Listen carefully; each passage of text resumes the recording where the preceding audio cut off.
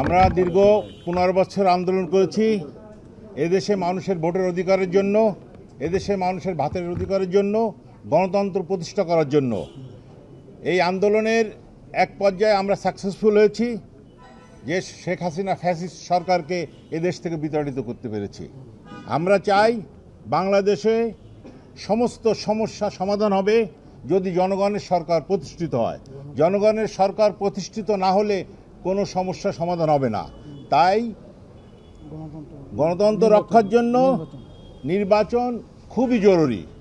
যে নির্বাচনের কথা ডিক্লেয়ার করেছেন চিফ অ্যাডভাইজার সাহেব, যে 2025 ডিসেম্বর এবং 2026 প্রথম অর্ধে, ইতিমধ্যে আপনারা জেনেছেন তার প্রেস সচিব বলেছে 30 জুন, যেটা সঠিক না। আমরা চাই সুনির্দিষ্টভাবে নির্বাচনের ডেট তারিখ দিতে হবে এবং আমরা এটাও চাই যে সংস্কারের নামে কালক্ষেপণ করে নির্বাচন দেরি করা ঠিক হবে না।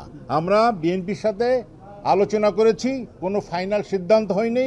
আমরা আশা করি আবার আলোচনা বসবো, তারপর ফাইনাল সিদ্ধান্ত হয়ে বিএনপি এবং সমমনা জোট যৌথভাবে আপনাদের সাথে জানাবে, অথবা যার যার অবস্থান থেকে আমরা আপনাদের জানাইব ইনশাল্লাহ।